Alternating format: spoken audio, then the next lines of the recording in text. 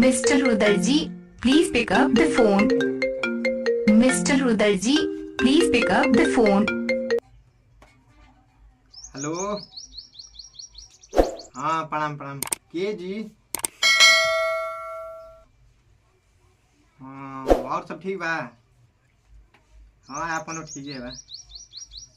हाँ एगो लड़का तो बाटे तब कहावत नहीं देखे। हाँ चल जा ठीक बा तब आई जा न बाई गाँव वहीं पाऊँ तो हमारा जो घर मालूम नहीं है तो केवल पूछ ले ना बता दी हम जाए नहीं आके। हाँ आएंगे ठीक है ठीक है ठीक। चलो हो जा पूछ ले न हो। हां चलो पूछ का बताई बा। तो हम पढ़ल लिखल ना हने इंग्लिश में लिखल बा हम बुझातो नहीं है। ल जाई हम नया भेजी। ये नया बाबा बाबा। हां नया चलो आगे के कोई और ही पूछ ले। वो जे का बा आई पता बा बताई बा।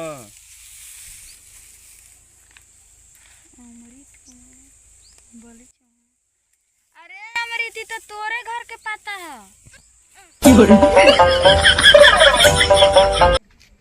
आइन ये घर वाला। प्रणाम प्रणाम प्रणाम। आज में कोई दिक्कत ना तो हम जाती घर अपना। ठीक बा जा कहीं जा गांव के समाचार सब ठीक बा। ठीक है चलिए ठीक बा तब। ओह नो पानी वानी पीन जा मंगौले बानी। ठीक है लड़का एगो देखे करोगे पता लागल हां कि बैग में लड़का। हां अरे महाराज हमार तो लड़का समझ ली इतना खूब सुंदर बाटे ना ओकर पर फेयर लवली के जरूरत है नहीं है। इतना गोर बा कि मत पूछी कितना गोर बा देखते रहोगे कि लड़का पसंद हो जाई। अब तो ठीक बा। हां तना लड़का एकदम खूब सुंदर बा। तब तनी बोलाई देखल जाओ काहे के बुलाओ लगन के समय बा दूसरा और जाए के बा ना अभी तो दूसरा। अमृत पानी वानी लेके आओ तनी पियाबो। जी पापा। गोला गई जाइल बने तार के देखे। देखे में कोरिया गोर से काले लड़का तो डॉक्टर के तो तैयारी करते नहीं। अब के फरवरी करोगे सरकारी करो ये देखिए बा ठीक है बा लड़का के पापा ने पूछ लिया कि लड़का प्राइवेट के तैयारी करता है सरकारी के तैयारी करता है वो तो करिए सभी बा कमाई खाए वाला चाहिए बढ़िया से रखो ठीक है बा लड़का बा के बाबू ले चल पापा ले पूछ का करत तू रे क्यों रे भेजत है ठीक है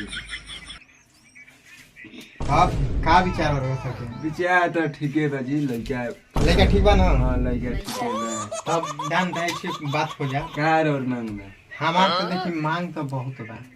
तब वो कौन का मांग बा चाहे देखी आज के तो जमाना रह देखते बानी जमाना कहाँ तक पहुँचल।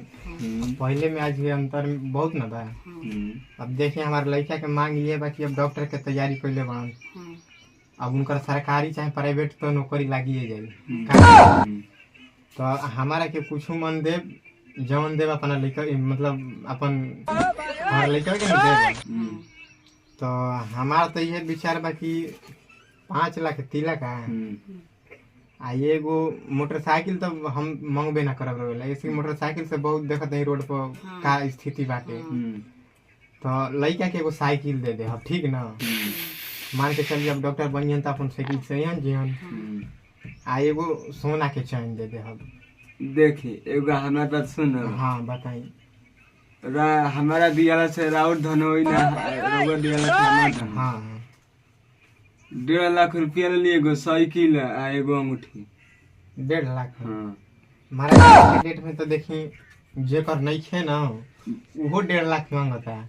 हाँ हमार तो लड़का 11 तक पढ़ावले बानी वो में डॉक्टर के तैयारी कितना पैसा खर्चा कैले में अब हम जानते हैं। ठीक है बा खर्चा कैले माने तो हम कुछ कमजोर पार्टी बानी कोनो दिक्कत ना होई आई लड़की देखी लड़की हमारे काटे जो नहीं खे अच्छा ठीक है बा। हाँ तो कितना 1.5 लाख दे 1.5 लाख रुपये एगो साइकिल ली एगो अंगूठी। तो साइकिलिया तब लड़के वाले पूछ लेते हैं कि काली साइकिल ही कि माने काली ही। ठीक है पूछ ली, राय विचार ले ली अपना मैडम से राय विचार ले ली। हाँ वो तो हम ले ले हाँ। बब्बो तो 1.5 लाख तिलका मिला था आ एगो साइकिल आ सोना के चैन। तो तहार का विचार बा का लेबा साइकिल लेबा सोना के चैन ना देब अंगूठी दे। अंगूठी दे तो अंगूठी मिला था तो साइकिल ला चाहिए तो का लेबा मोटरसाइकिल ना मोटरसाइकिल ना। मोटरसाइकिल से घरी दिक्कत बहुत होता, मोटरसाइकिल मत चलाबो। तो साइकिल है साइकिल लेबो ना ना पड़ा बा तब ठीक बा सणवे दिया दे पड़ा पाड़ा बा। चलिए एगो पाड़ा दे दे ठीक ना। साइकिल में पाड़ा दे लेना। ठीक है पाड़ा बैठे दे गोड़ दे पड़ी जा लइका में लिखा ना कर तब दे ठीक बा ठीक। सोफा पर बात होतो है। तब कहिया आवल जब लड़की देखे जहिया और इच्छा तहिया दिन देखे आई। ठीक है बा तब हाँ आवत है हमनी के ठीक ना। ठीक बा आई। ठीक बा तब चलिन जा। ठीक है। ठीक बा प्रणाम। प्रणाम प्रणाम।